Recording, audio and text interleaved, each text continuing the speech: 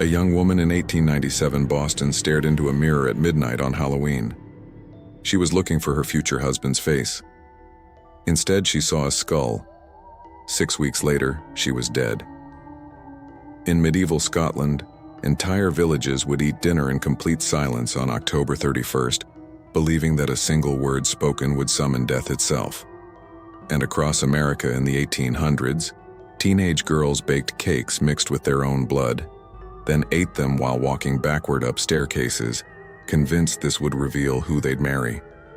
Dozens died in the process. These aren't urban legends or ghost stories. These are documented historical events, real people, real deaths, real superstitions that society took so seriously. Some towns actually passed laws to prevent them.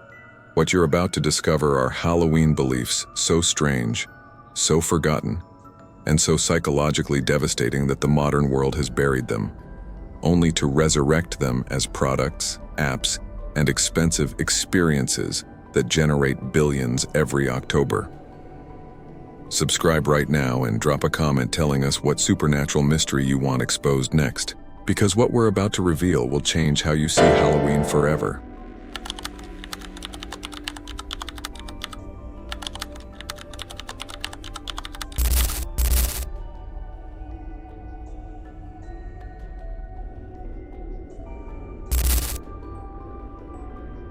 Boston, 1897. Margaret Ashworth sits alone in her bedroom at 11:58 p.m. on Halloween night. The room is black except for a single flickering candle. In her trembling hands, she holds an ornate hand mirror angled to catch her reflection. She's been sitting here for 20 minutes waiting for midnight when Victorian superstition promised she'd see one of two things in the glass: the face of the man she'd marry or a grinning death's head predicting her demise within the year. At precisely midnight, Margaret gasped and dropped the mirror. It shattered. She told her sister she'd seen emptiness with eyes. Margaret refused to eat for the next month and died in early December from what doctors called melancholic wasting. We'd call it a psychosomatic death triggered by absolute terror. This wasn't an isolated incident. Historical medical journals from the Victorian era document a disturbing pattern.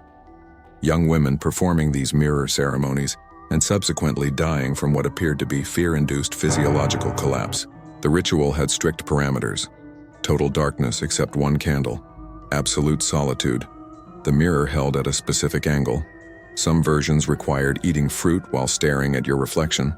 Others demanded you count backward from 100 while brushing your hair in reverse strokes. Break any rule and you wouldn't just fail to see your future, you'd see something worse. What makes this particularly sinister is how the superstition spread through female social networks.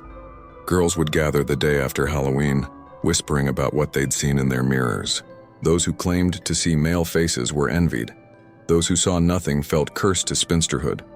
And those who saw skulls or emptiness became social pariahs, marked for death, often shunned by their own families. This created intense peer pressure for teenage girls to perform an objectively dangerous psychological ritual, knowing that whatever they saw or claimed to see would define their social standing for the next year. The neuroscience behind why this worked is straightforward, but disturbing. Human brains excel at finding faces in random patterns, a survival mechanism called facial pareidolia. In low flickering light, the shadows and highlights on your own face constantly shift. Your brain, primed by expectation and fear, starts constructing faces from these random patterns. If you're hoping to see a husband, your pattern recognition systems will eventually generate a male-looking face. If you're terrified of seeing death, your anxiety will eventually produce something skull-like. Either way, you're not seeing the future. You're seeing your own expectations reflected back through neurological noise, but the experience feels absolutely real and supernatural. Then there's the spiral prophecy, another Victorian obsession that's been almost completely forgotten. The superstition centered on peeling fruit, usually apples or pears, in one continuous spiral on Halloween night. The belief system had two components. Throw the peel over your shoulder, and its landing shape reveals your future spouse's initial. But critically, the peel's length predicted your remaining lifespan. A long, unbroken spiral meant decades ahead. A short peel, or one that snapped during peeling, meant your death was imminent, possibly before the next Halloween. Victorian diaries reveal the anxiety this created. Young people would practice fruit peeling for weeks before October 31st, desperately perfecting their technique because they genuinely believed their longevity depended on knife skills. An 1889 journal entry from a Manchester girl reads, "My spiral broke after 3 rotations. Caroline's reached nearly 2 feet. She will live long and marry well. I have failed at both." The writer died 7 months later from scarlet fever, but her community remembered her short spiral and viewed her death as prophesied rather than tragic medical reality. This superstition served multiple social control functions simultaneously. It kept young women focused obsessively on marriage as their primary life goal. It provided a framework for explaining early deaths in an era of poor medicine and high mortality, and it created a perfectionist anxiety around a completely arbitrary skill, ensuring that most participants would fail and spend the following year in fear. The psychological damage was the point. Fear makes people controllable, and Victorian society needed controllable young women. The scientific reality behind spiral prophecy is pure statistical manipulation and confirmation bias. In an era where life expectancy was around 45 years and disease killed unpredictably, some people who peeled short spirals would inevitably die within the next year, not because of the spiral but because death rates were high across all demographics. But these deaths would be remembered and cited as proof. Meanwhile, the thousands of short spiral peelers who survived would be forgotten, and long spiral peelers who died would be explained away as having broken some other rule or being cursed by different means. The superstition was designed to be unfalsifiable. Modern psychology categorizes these practices as magical thinking rituals with confirmation feedback loops. The ritual provides ambiguous results that can be interpreted multiple ways. The participants' expectations shape their interpretation. Subsequent events are selectively remembered to confirm the prediction, while contradictory evidence is dismissed. It's the same mechanism behind horoscopes, palm readings, and fortune cookies, just with higher stakes and more dramatic presentation. What's genuinely disturbing is how seamlessly these Victorian superstitions have been transformed into 21st century products. Walk into any occult shop or browse online mysticism retailers, and you'll find divination mirrors or scrying glasses sold for $40 or $90. These are literally just darkened mirrors or black glass surfaces, identical to what Victorian women used, now packaged with mystical-sounding descriptions about revealing hidden truths and unlocking psychic potential. The product hasn't evolved in 130 years. The marketing language has just been updated to sound more New Age than Victorian. Digital applications have industrialized this manipulation. Apps with names like Mirror of Fate, Reflection Reader, or Future Vision charge $4.99, $12.99 for smartphone versions of the mirror ceremony. Users take selfies, and the app uses AI filters to generate aged versions, darkened versions, or morphed versions of their faces, claiming these reveal future selves or hidden truths. One app called Mirror Prophecy generated $3.8 million in 2022 revenue by convincing users that algorithmic face manipulation was supernatural prediction. Same superstition, same exploitation, just delivered through iOS instead of candlelight. The fruit spiral has found new life on TikTok, where apple peel divination challenge videos have collectively exceeded 800 million views. Teenagers film themselves peeling apples, throwing the spirals, then dramatically reacting to whatever letter shape they think they see. The platform's recommendation algorithm prioritizes videos with strong emotional reactions, which incentivizes performers to have exaggerated responses to random peel shapes. This creates a feedback loop where young people are essentially training themselves to take this Victorian superstition seriously for the sake of social media engagement. Dating platforms have monetized spiral prophecy psychology through compatibility prediction premium features. Apps like Match, eHarmony, and Bumble offer upgraded tiers costing $12.25 monthly that include relationship forecasting or soulmate timeline predictions. These features use basic algorithms analyzing user data to generate vague predictions like, you will meet someone significant in the next 3 to 6 months, or your ideal match shares these 3 traits. It's the digital equivalent of fruit peel fortune telling, non-specific predictions that feel personal, timed delivery that creates anticipation, and just enough accuracy through statistical probability to seem valid. The most predatory aspect is the subscription model. Victorian girls perform the mirror ritual once annually. Modern apps send daily notifications encouraging repeated readings and predictions, creating addiction to divination that generates recurring revenue. Internal marketing documents from several major apps explicitly describe these features as engagement hooks and retention drivers. They're not selling predictions. They're selling habitual dependence on predictions, which is infinitely more profitable. Users check their romantic predictions multiple times daily, make dating decisions based on algorithmic fortune-telling, and pay monthly fees for the psychological equivalent of throwing apple peels and interpreting random landing patterns. These companies understand exactly what they're doing. They've studied Victorian superstitions, identified the psychological vulnerabilities those superstitions exploited, and rebuilt those exact manipulation mechanisms using modern technology and behavioral science. The mirror and fruit spiral didn't disappear. They just got venture capital funding and user interface design.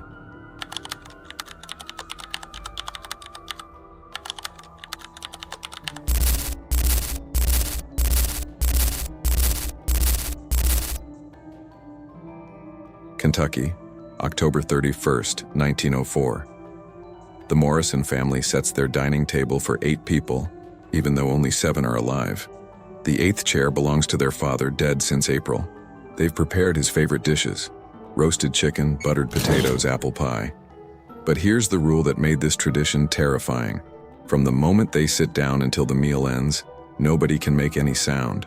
Not a word, not a cough, not even a sharp breath. The superstition is absolute.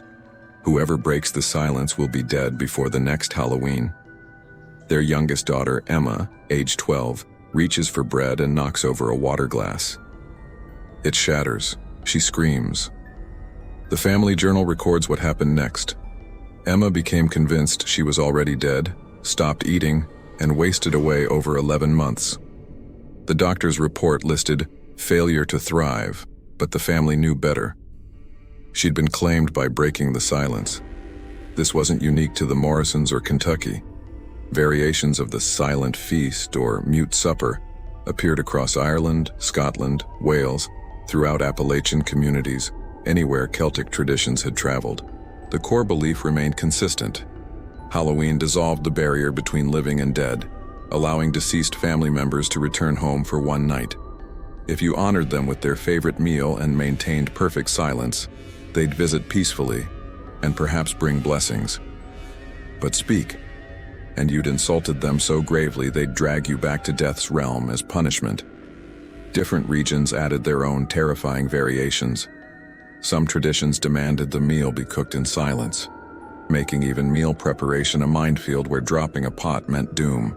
Others required everything to be served in reverse order, dessert before dinner, to confuse spirits into staying longer. The most extreme versions prohibited facing the deceased's chair directly. You had to sit with your back to the empty seat, forbidden from turning around even if you felt breathing on your neck or heard footsteps behind you. Historical accounts describe children having accidents at the table because asking permission to leave was impossible, and leaving your seat meant the spirit could steal your place and your life along with it. The psychological warfare this inflicted on families was extraordinary. Try maintaining absolute silence during an entire meal with multiple people, especially children. It's nearly impossible. This meant someone almost always made some noise, which meant someone always believed they'd been marked for death. The superstition guaranteed its own confirmation through impossible standards. Even worse, eating under extreme stress amplifies every bodily function. Your stomach growls louder. Your breathing sounds like roaring. Your heartbeat throbs in your ears. This heightened physiological awareness creates perfect conditions for panic attacks and auditory hallucinations, which believers interpreted as the dead arriving to collect their debt. The social enforcement mechanisms reveal the true cruelty. If your family refused to perform the silent supper, neighbors would accuse you of disrespecting your dead, and you'd face community ostracism. But if you participated and someone broke silence, that person became seen as cursed and dangerous to be near, also resulting in social exclusion. The superstition created a no-win scenario. Participate and risk being cursed, or refuse and guarantee social death. This is textbook cult control psychology. Create high-stakes rituals with impossible demands, then ensure punishment for both participation failures and non-participation. Historical documentation reveals mass hysteria incidents that this superstition triggered. In 1891, a Welsh community organized a collective silent supper in their town hall for all residents who'd lost family members that year. Over 250 people participated. 30 minutes into the meal, a child sneezed violently. Before anyone could process what happened, his mother shrieked, certain her son was doomed. Her scream caused others to panic. Someone dropped a plate. The crash triggered cascading terror. Within minutes, dozens were screaming, praying, fleeing the hall, convinced they'd all been cursed because the silence had shattered. Here's what makes this revealing. In the 12 months following that failed silent supper, 8 of the 250 participants died. Seems like proof the curse worked, right? Except consider the context. Wales, 1891. Average life expectancy barely reached 50. Tuberculosis, influenza, cholera, workplace accidents, these killed regularly. In any random group of 250 people in that era and location, 8 to 12 deaths annually was statistically expected, even slightly below average. But because these 8 had attended the cursed supper, their deaths were attributed to supernatural punishment rather than ordinary mortality. The 242 survivors were forgotten. The 8 dead became legend, reinforcing the superstition for another generation. Religious authorities often organized these silent suppers, which reveals the control mechanism. The message was clear. Your deceased loved ones are watching, judging, capable of destroying you if proper rituals aren't followed. This kept grieving families psychologically dependent on religious intermediaries who claimed expertise in safely honoring the dead. It's identical to how mediums and spiritualists operate. Create anxiety about the dead's judgment, position yourself as the necessary guide, profit from desperate people's grief and fear. Something particularly insidious about silent supper traditions. Many required families to cook dishes the deceased had introduced to the family, often through marriage or cultural heritage. This had an erasure effect, reducing complex human beings to mere food preferences and empty chairs. The actual person, their personality, memories, love, all disappeared into abstract spirit presence that could harm you. This dehumanization made projection easier. Instead of mourning actual people, families feared generalized supernatural threats, which is psychologically simpler but emotionally devastating in different ways. Fast forward to today, and paranormal dining experiences have become a booming industry, generating over 150 million annually in North America alone. Companies with names like Dinner with the Departed, The Ghost Feast, and Seance Supper Club charge $175, $350 per person for events that literally recreate Victorian silent supper traditions with theatrical production value and modern liability protection. The business model is ingeniously simple. Take a superstition people once performed for free in their homes, add location ambiance by renting supposedly haunted mansions or historic buildings, hire actors to play spirit mediums and paranormal experts, guide paying customers through multi-course meals that include periods of required silence where they are encouraged to open themselves to spiritual contact. Remove the actual danger while maintaining psychological thrills. The threat is gone, but the fear response remains, letting customers feel like they're engaging authentic supernatural experiences. These companies use sophisticated manipulation tactics. Experiences typically begin with dramatic histories of the location, tragic deaths, documented hauntings, unexplained phenomena. This primes participants' brains for expectation bias, a psychological phenomenon where expecting something makes you more likely to perceive it happening. Then they introduce the silence rule. creating tension and hypervigilance. During silent periods, hidden speakers play subtle audio. Whispers barely at audibility threshold, creaks, footsteps, breathing sounds. These are engineered to be just noticeable enough to register, but ambiguous enough to question whether you really heard them. Social media amplification has made these experiences explosively popular. Participants pay $200+ for the meal, then provide free marketing by posting Instagram photos and TikTok videos claiming they definitely felt a presence or heard unexplained voices. This user-generated testimony creates social proof that drives new bookings, building a self-perpetuating cycle where the experience's legitimacy gets constantly reinforced by participant claims, even though everything is carefully orchestrated theatrical manipulation. But here's where it becomes truly predatory. Premium, personalized spirit contact packages, costing an additional $150 or $600. Customers provide information about deceased loved ones before the event. During the meal, the spirits deliver messages containing specific details only the deceased supposedly knew. The mechanism is straightforward cold reading. Companies research participants' social media, mine obituaries, analyze booking questionnaire responses. They're using standard mentalist techniques that psychics have employed for centuries, just charging premium prices and framing it as paranormal dinner theater. Apps have digitized this too. Ghost Dinner Challenge and Spirit Feast Detector apps encourage users to film themselves eating in silence while the app supposedly monitors paranormal activity through phone sensors. These apps cost $7.99, $12.99 and have millions of downloads. The detection is randomized graphics triggered by normal accelerometer data and ambient noise. But users become convinced they're communicating with spirits because the app uses authoritative language like entity manifestation detected or spiritual energy surge confirmed. The targeting is what makes this especially unethical. These experiences and apps market heavily in October, when grief and mortality awareness peak seasonally. Advertising specifically targets people who've recently experienced losses, using demographic data and keyword targeting that would be considered predatory in most other industries.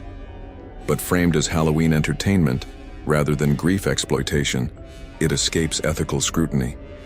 Companies generate millions by taking a superstition that inflicted genuine psychological trauma, repackaging it as themed fun, and selling it to the exact vulnerable populations who'd have been harmed by the original.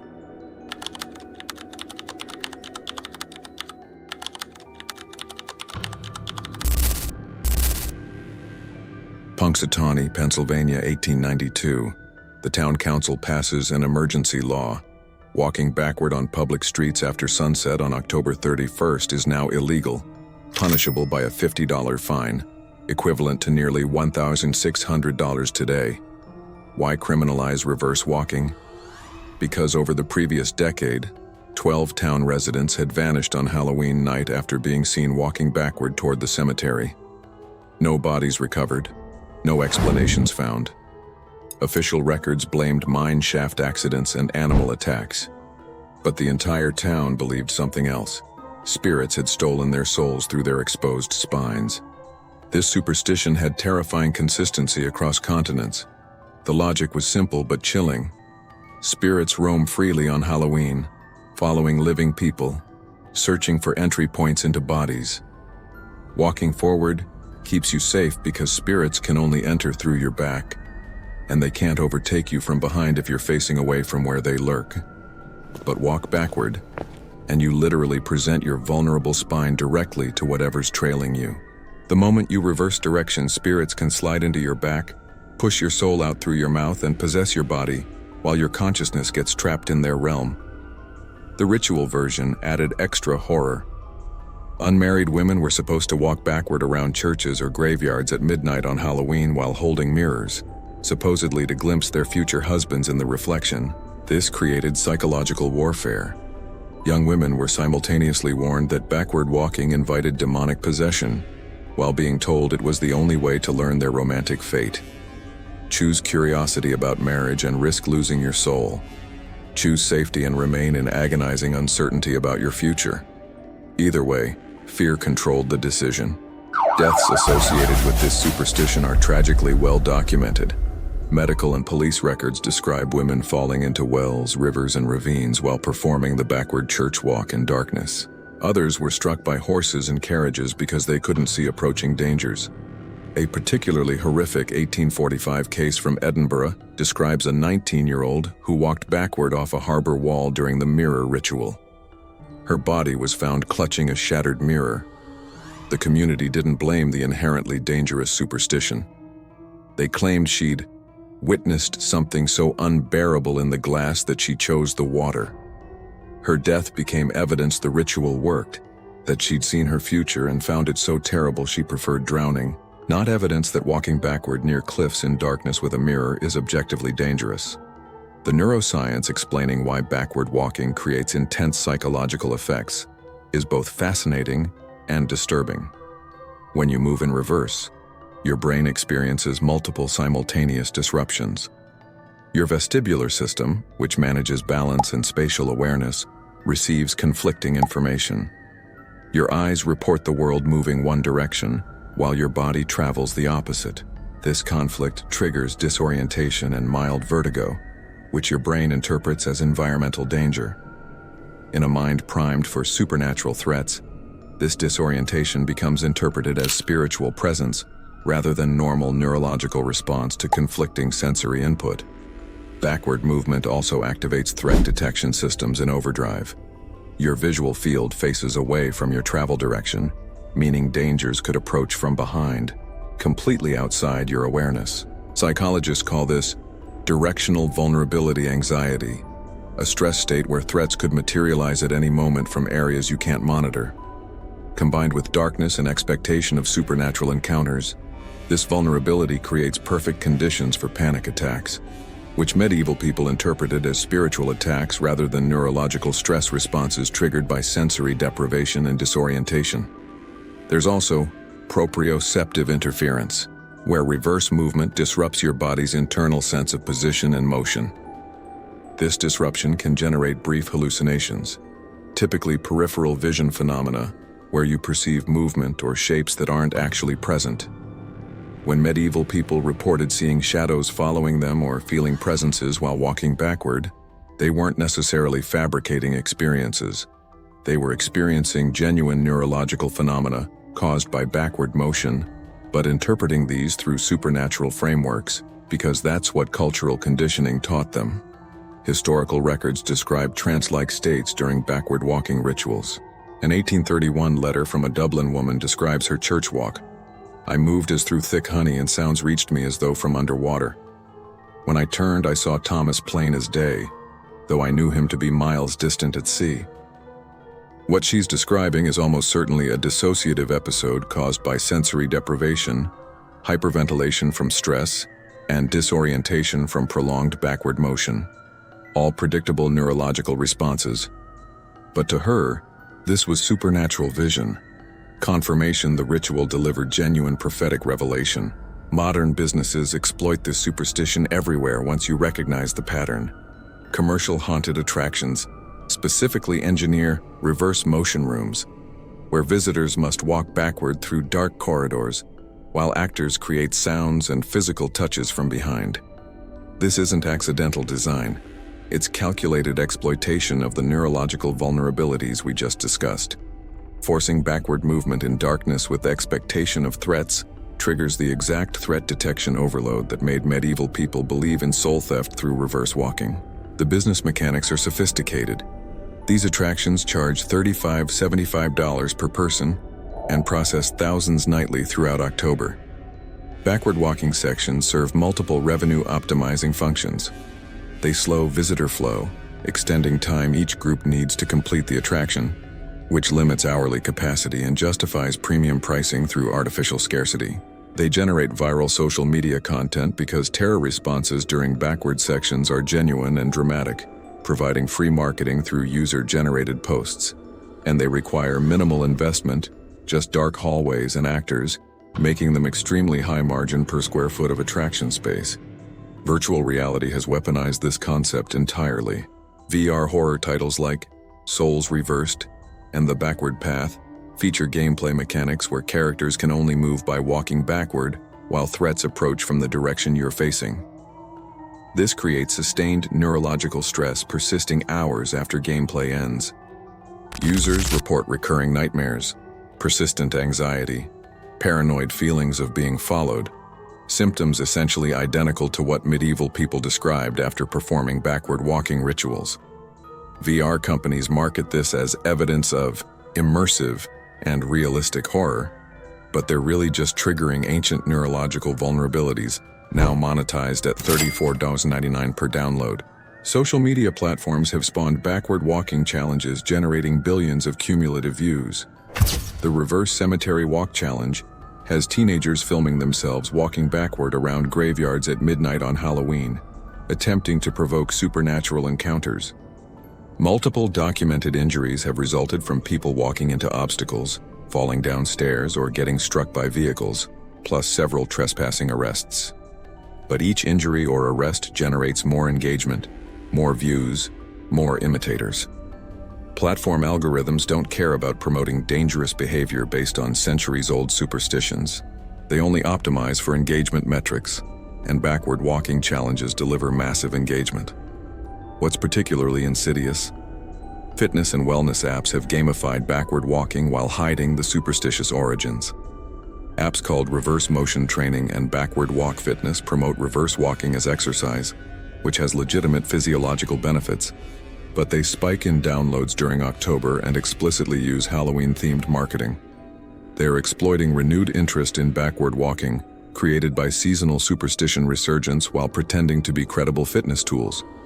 Some include features to track your nighttime backward walking sessions, which is just encouraging dangerous behavior with a thin wellness veneer.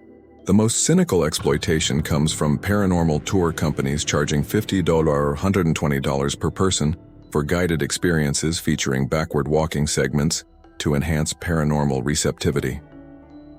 These tours blend historical superstition with pseudoscientific language about energy fields and spiritual openness. They teach paying customers that backward walking makes them vulnerable to supernatural forces, then guide them backward through supposedly haunted locations while creating unexplained phenomena through hidden speakers and actor plants.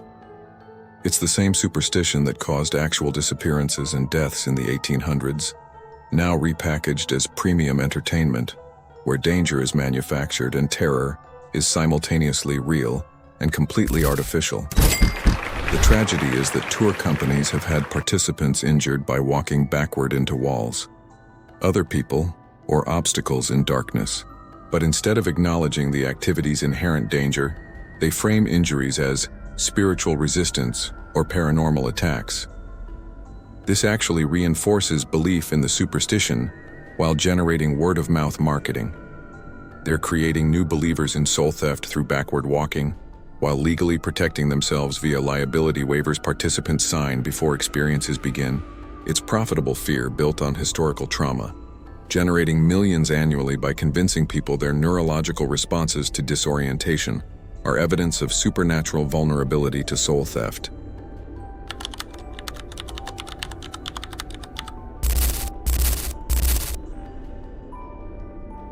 Salem, Massachusetts, Halloween night 1876. 3 teenage girls die within 6 hours of each other. Official causes: 1 fell downstairs and broke her neck, 1 choked on food, 1 died from what the coroner vaguely termed systemic poisoning. But Salem knew the real story. All 3 had been attempting the silent cake ceremony, a superstition so deadly it had been quietly killing young women for generations. The ritual's requirements were specific and brutal. Mix flour, water, salt, and drops of your own blood in complete silence. Bake the cake without making any sound. Walk backward up a staircase while carrying the cake and a mirror. At exactly midnight, eat the cake while staring at your reflection. If you succeeded perfectly, you'd see your future husband's face. If you failed, if any sound escaped your lips, you'd see your own death staring back. The term dumb cake didn't mean stupid. Dumb was archaic language for mute or speechless, but the name proved grimly prophetic. The ritual required girls to prick their fingers for blood, mix ingredients, bake, transport, and consume the cake without producing a single sound. No prayers while mixing, no humming while baking, no gasp when you saw whatever appeared in the mirror. The difficulty wasn't accidental. The ritual was engineered to be nearly impossible, guaranteeing most attempts ended in failure, which meant most participants believed they just sealed their own death sentences. Diaries and letters from the era reveal the psychological devastation. An 1861 letter from a Yorkshire girl reads, "I maintained silence through mixing and baking, but as I raised the final bite to my lips while gazing into the glass, I saw such horror that I cried out, 'The spell is broken. I have seen my end.'" She died 9 months later from tuberculosis, but her family and social circle attributed the death to her failed ritual rather than disease. Her death became cautionary folklore that reinforced the superstition for other girls, ensuring more would attempt it and more would believe themselves doomed when they inevitably made noise during an impossible task. The gendered targeting reveals the superstition's true function, controlling young women through manufactured anxiety linking their worth to marriage, while threatening death for imperfect performance. Notice only unmarried girls performed dumb cake ceremonies, typically teenagers. The ritual explicitly connected a woman's value to finding a husband while simultaneously threatening her life if she failed to maintain impossible silence. This created psychological torture. Your significance depends on marriage, but trying to divine your marital future could kill you. Either way, your mental energy was consumed by marriage and death rather than education, independence, or self-determination. This wasn't accidental social evolution. It was deliberate social engineering through supernatural terror. The ingredients required for these cakes varied regionally, but many versions included genuinely lethal components. Some recipes called for graveyard dirt, which could harbor pathogens from decomposing remains. Others required plants like belladonna, hemlock, or digitalis, all severely toxic to humans. The belief was that dangerous ingredients amplified the ritual's power, that you had to genuinely risk death to see your future. This meant teenage girls were literally poisoning themselves while attempting to predict their marriages. That 1876 Salem death attributed to systemic poisoning, almost certainly from toxic ingredients in her ceremonial cake. What makes this particularly cruel? Older women, mothers, and grandmothers often encouraged young girls to perform these rituals while providing traditional recipes containing poisonous ingredients. This wasn't malicious intent. They genuinely believed in the superstition because they'd survived their own attempts, which made them think it was both effective and safe. Survivor bias created intergenerational trauma, where each generation passed down deadly practices wrapped in tradition and love. When girls died from the ritual, blame didn't fall on toxic ingredients or impossible silence requirements. It fell on the girls themselves for breaking the rules or for what they witnessed in the mirror. Choking deaths were tragically predictable consequences of the ritual's design. Try eating a dry, crumbly cake in absolute silence while terrified and staring into a mirror by candlelight. Anxiety makes you breathe rapid and shallow. Fear dries your throat. Your hands shake holding both cake and mirror. When you try swallowing without making natural swallowing sounds, you create extremely high choking risk. Add the backward stair climbing that's already left you disoriented and unbalanced, and you've engineered a perfect storm of dangers that has nothing to do with spirits and everything to do with human physiology under extreme stress. The falling deaths, like that 1876 Salem girl who broke her neck on stairs, were also inevitable outcomes. Walking backward upstairs in darkness while holding a mirror and plate with cake, all while maintaining absolute silence, is extraordinarily dangerous. Depth perception is compromised. Both hands are occupied, preventing you from catching yourself if you stumble. You're breathing shallowly from stress, potentially causing lightheadedness, and you're hyper-aware that any sound means failure and death, creating performance anxiety that virtually guarantees mistakes. The superstition essentially designed a death trap and convinced teenage girls that successfully navigating it would reveal their romantic destiny. The psychological mechanism making dumb cakes devastatingly effective at behavioral control is what modern psychologists call ironic process theory, or thought suppression paradox. When you desperately try not to think about something, or not do something, you become hyper-aware of it, making it more likely to occur. Command yourself, don't make any sound, and you become intensely conscious of every breath, every swallow, every tiny noise your body produces.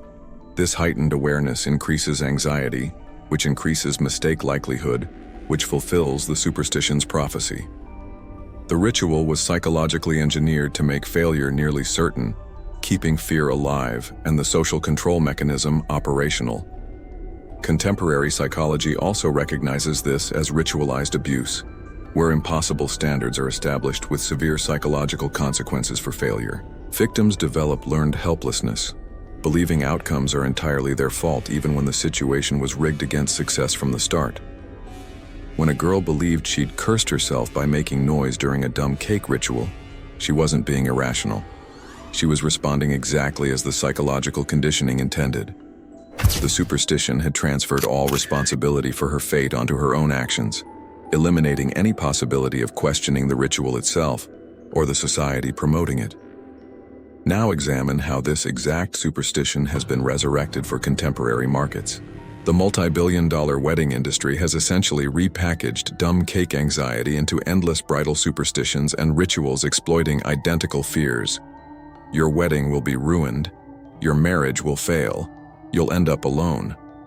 Something old, something new, something borrowed, something blue isn't ancient wisdom. It's Victorian invention designed to make brides purchase specific items and follow specific rules under threat of marital disaster. Wedding planning apps and websites have digitized the dumb cake manipulation. Apps like Bridal Prophecy and Wedding Destiny Reader charge $18, $35 for personalized marriage predictions based on wedding date numerology, dress color symbolism, and other fabricated superstitions. These apps generate millions in annual revenue by convincing anxious brides that their marriage success depends on following arbitrary rules and purchasing recommended products. Same psychological mechanism: create impossible standards, threaten disaster for non-compliance, profit from resulting anxiety. The wedding cake superstition industry is particularly cynical. Cake toppers, cutting ceremonies, feeding rituals all come with superstitious warnings about proper procedures. Cut from the wrong tier? 7 years of marital discord. Use the wrong knife. Financial troubles. Feed your spouse incorrectly. Guaranteed conflicts. These aren't traditions. They're invented rules designed to sell specialized wedding products. Ceremonial knives for $180. Specific cake toppers for $125. Instruction guides for $25. Average American weddings now cost over $35,000. And superstition-driven purchases account for estimated 18 to 25% of that total. Dating apps have transformed the dumb cake concept into subscription revenue streams. Soulmate prediction features charging monthly fees to tell users when and how they'll meet the one are just digitized versions of the mirror-gazing ceremony. They exploit identical desperation to know romantic futures, identical willingness to follow arbitrary rules, identical fear of ending up alone. Bumble's Destiny Insights, Hinge's Future Match Predictor, and Match's Soulmate Timeline have collectively generated over $75 million in additional revenue by convincing users that algorithms can predict romantic destiny, which is functionally identical to believing cake recipes and mirrors could accomplish the same in 1876. The most disturbing contemporary parallel is the engagement manifestation trend on social media. Women share elaborate rituals they perform to manifest their proposals, specific date routines, vision boards, manifestation journals, all requiring precise execution or the engagement won't materialize. This is dumb cake psychology repackaged as self-help empowerment. Influencers promoting these rituals often have affiliate links to the journals, vision boards, and courses they're recommending. Generating income from women's relationship anxiety. When followers report the rituals didn't work, the response is always identical. You didn't follow correctly. You didn't believe strongly enough. You failed. The system can never fail. Only participants can fail. The Halloween resurrection of dumb cake rituals has proven particularly profitable. October-themed baking kits marketed as prophecy cakes or fortune desserts have become popular, sold as ancient traditions for revealing romantic futures. These kits, costing $45.95, include pre-measured ingredients, mirrors, candles, and instruction cards describing how to perform the ritual correctly. Some include companion apps that use phone cameras to analyze what you see in the mirror. providing AI-powered romantic predictions. It's complete monetization of a superstition that killed teenage girls, now sold as empowering entertainment for modern women wanting to connect with ancestral wisdom. What makes this especially predatory is the demographic targeting. These products market most heavily to women in their late 20s and 30s, the demographic experiencing maximum social pressure regarding marriage and children. Marketing explicitly plays on fears of being left behind, missing opportunities, or making wrong relationship choices. It's creating artificial anxiety, then selling superstitious solutions, which is exactly what the original dumb cake ritual accomplished, just with better graphic design and influencer marketing partnerships. The manipulation hasn't evolved in 150 years. Only the profit margins have improved and the delivery mechanisms have modernized.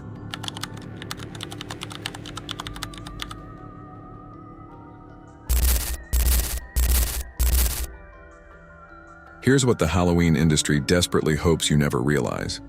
Virtually every ancient tradition you're currently participating in was either completely invented or radically modified by corporations within the last 70 years, specifically to maximize consumer spending.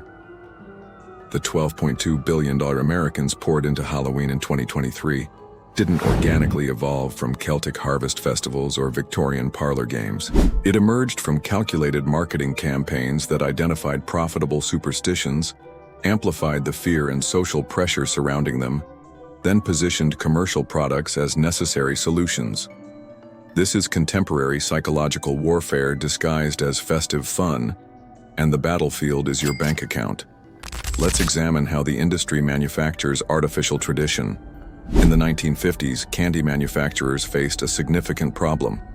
Their peak sales periods concentrated around Christmas and Easter, leaving massive production capacity idle for months. Halloween existed but centered primarily on homemade treats, community gatherings, and minimal commercial participation. The candy industry, working with major advertising agencies, launched coordinated campaigns to transform Halloween into a candy-centric commercial holiday by exploiting existing superstitions and engineering new ones. They promoted fears about homemade treats being poisoned or tampered with, despite virtually zero documented cases of this actually occurring outside of isolated family tragedies unrelated to stranger danger. This fear campaign succeeded spectacularly. By the 1970s, stranger danger panic combined with amplified fears about tampered candy made store-bought factory-sealed candy seem like the only safe option. Candy companies positioned themselves as protectors of children's safety, while simultaneously profiting from fear they'd helped manufacture. This is called solution marketing, where you create or amplify a problem, then sell the solution. The brilliant part was making parents feel that buying pre-packaged candy wasn't consumerism but responsible parenting. The manipulation shifted purchasing from optional indulgence to morally mandatory protection. The costume industry followed an identical strategic playbook. Before the 1990s, most Halloween costumes were homemade or reused across multiple years. The costume industry needed to engineer costume obsolescence, convincing people that last year's costume was socially unacceptable for this year's celebration. They accomplished this by establishing trending characters and themes that changed annually, making previous costumes feel dated and embarrassing. They introduced adult and sexy versions of literally everything to capture the adult market, which previously didn't purchase costumes at all, and they leveraged social media to create visibility and comparison anxiety, making people feel judged if their costumes weren't current, elaborate, or purchased from trendy brands. The decoration industry perfected something called celebratory inflation, where the socially acceptable level of decoration continuously increases every year, creating an endless consumption arms race. In the 1980s, a carved pumpkin and some paper decorations constituted sufficient Halloween participation. By the 2000s, expectations included yard displays with multiple elements. By the 2010s, elaborate animatronics and synchronized light shows became aspirational standards. Now, Instagram-worthy Halloween decorations with near-professional production value are becoming the expected baseline. This isn't organic cultural evolution. It's manufactured dissatisfaction created by constantly showing consumers increasingly elaborate examples until their current participation level feels inadequate and embarrassing. The financial psychology here represents manipulation at its most refined. Halloween decorations are seasonal items with minimal functional value requiring storage for 11 months annually, making them objectively poor financial investments. But the industry has successfully reframed decoration spending as community participation, creative expression, and childhood memory-making, rather than wasteful consumption.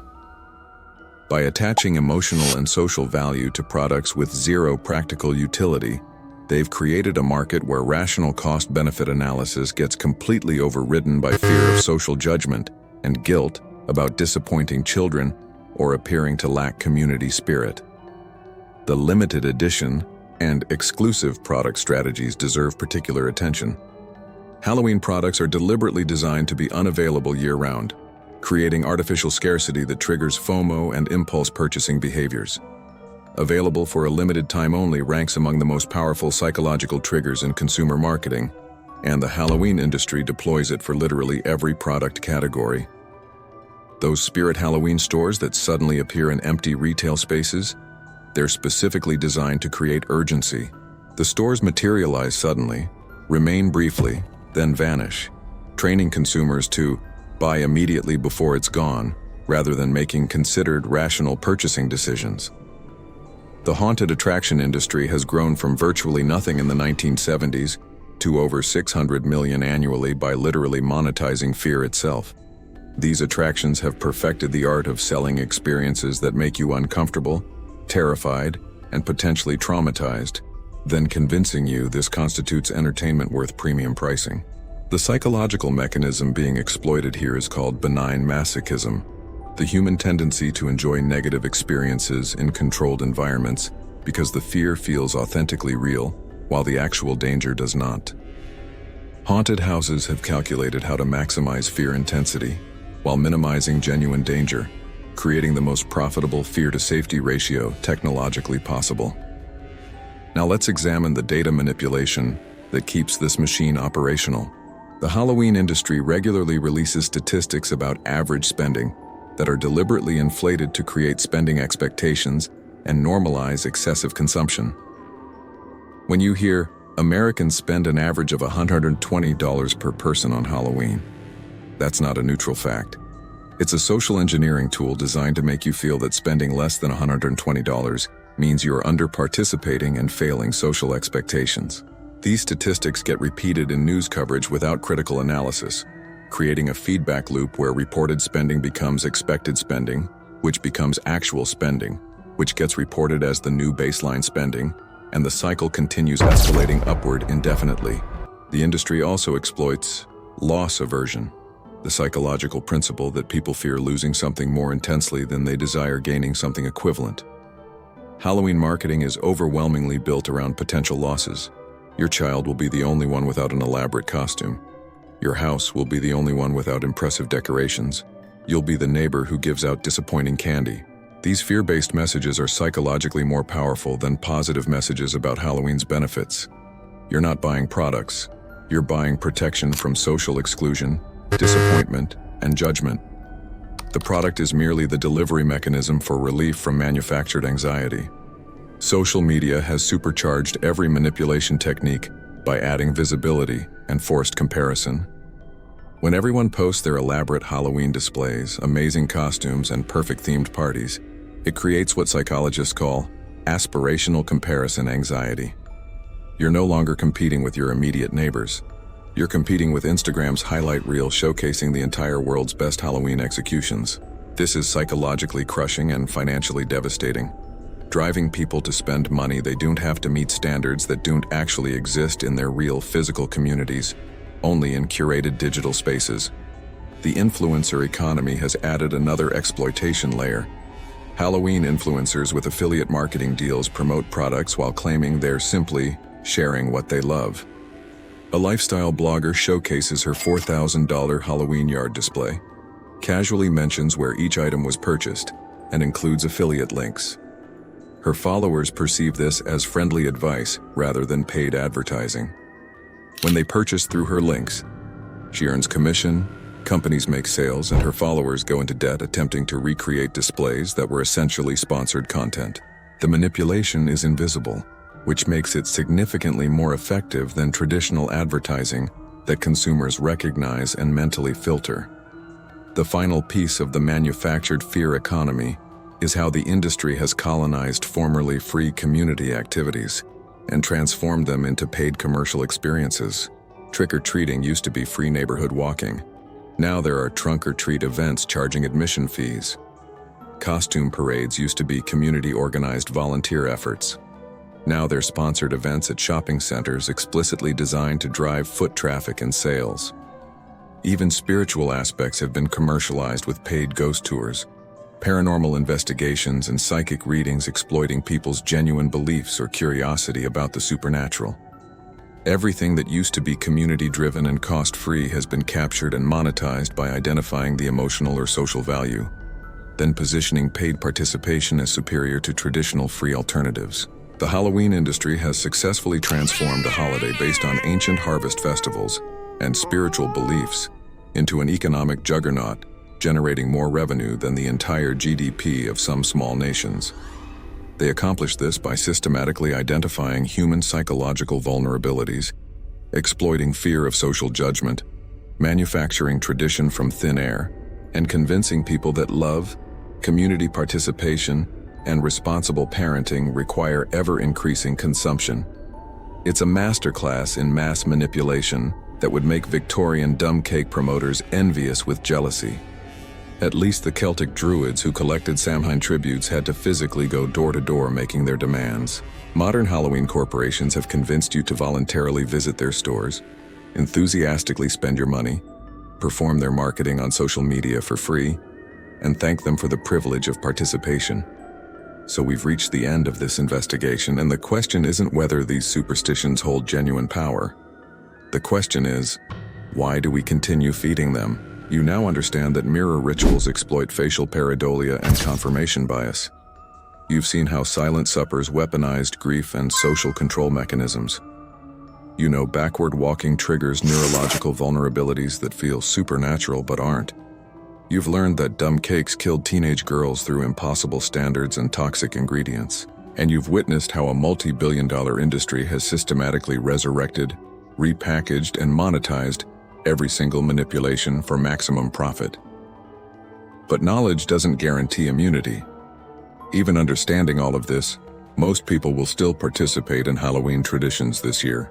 They'll purchase the costumes, install the decorations, distribute the candy, and follow unwritten social rules about what proper Halloween participation looks like. Why? Because the alternative, complete opt-out, carries a social cost that feels higher than the financial cost of compliance. And that's the genuine genius of how these superstitions evolved and survived. They don't persist because people believe in them. They persist because not participating is psychologically harder than participating. Here's the uncomfortable reality.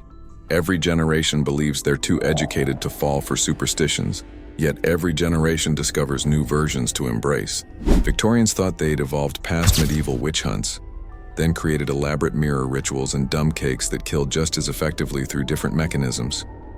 We think we're too scientifically literate to believe in soul theft through backward walking. But we're spending $600 million annually on haunted attractions exploiting the exact same neurological vulnerabilities. We've simply replaced supernatural explanations with scientific-sounding marketing language, but the underlying manipulation mechanisms remain functionally identical. Energy fields and manifestation are just contemporary vocabulary for magic and curses. The genuinely frightening aspect of Halloween isn't ghosts or demons or ancient spirits. It's how effortlessly billions of people can be convinced to perform rituals they don't understand, follow rules they never agreed to, and spend money solving problems that were manufactured specifically to sell solutions. It's watching rational adults who would laugh at medieval superstitions voluntarily participate in their modern equivalents without recognizing the connection. It's realizing we're not actually that different from Victorians staring into mirrors seeking death omens, or Celts leaving offerings to appease spirits. We've just upgraded the aesthetic and added credit card processing and social media documentation. But there's an alternative approach. You can acknowledge Halloween's dark history, understand the manipulation tactics deployed against you, and still choose to participate on your own terms. Carved pumpkins can be enjoyable creative projects without believing they trap souls. Costumes can be creative expression without needing to follow trends or spend hundreds of dollars. Decorations can be minimal or elaborate based on your actual budget and genuine desire, not social pressure. Candy can be whatever you can afford without guilt that you're failing some imaginary standard. The holiday doesn't control you unless you surrender that control. The real power isn't in rejecting Halloween entirely. It's in recognizing when you're being manipulated and consciously choosing whether to comply. Purchase the costume because you genuinely want it, not because you're afraid of judgment. Skip the decorations without guilt if they don't bring you authentic joy. Distribute whatever candy fits your budget comfortably. Participate in traditions that hold actual meaning for you personally, and ignore manufactured ones that exist solely to generate profit. The spirits don't care. The ancient Celts aren't watching and judging.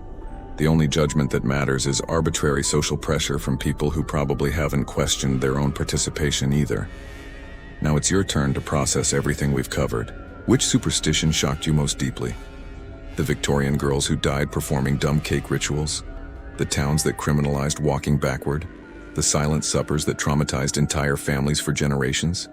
Drop a comment and tell us which revelation hit hardest for you. And here's the critical question. Are you going to change how you approach Halloween now that you understand the truth? Or will you continue feeding the machine, participating in traditions that exist primarily to extract money from your account and control your behavior through manufactured social pressure? There's no wrong answer here. But at least now you're making an informed choice rather than blindly following invisible rules nobody voted on. If this exposed something you never questioned before, smash that subscribe button because we're constantly investigating the dark psychology, hidden history, and business manipulation behind everyday things you've never thought twice about. Your favorite topic might be our next deep dive, so drop it in the comments. What other tradition deserves this same investigative treatment? What other holiday, superstition, or cultural ritual needs to be exposed? And one final thought to leave you contemplating. If Halloween superstitions that originated as genuine survival beliefs in ancient Celtic culture can be transformed into a 12 billion industry manipulating modern consumer behavior, what else in your daily life is accomplishing the same thing? Which of your daily habits, beliefs, and purchasing decisions are based on traditions you never consciously chose, rules nobody democratically voted on, and expectations that serve someone else's profit margin more than your actual well-being or happiness? Maybe it's time to start questioning everything systematically. Or maybe it's psychologically easier to just continue carving pumpkins, buying costumes, and convincing yourself you're doing it because you want to, not because 1,000 years of psychological conditioning, religious manipulation, and corporate marketing have convinced you that you should. The choice is entirely yours. But you can't claim ignorance anymore. You know what's really haunting you every October 31st. It's not spirits or demons or supernatural entities. It's the ghosts of manipulations past, dressed up in modern packaging, coming back year after year to systematically pick your pocket while you smile and call it cherished tradition. Thanks for watching. Sleep well tonight, if you can.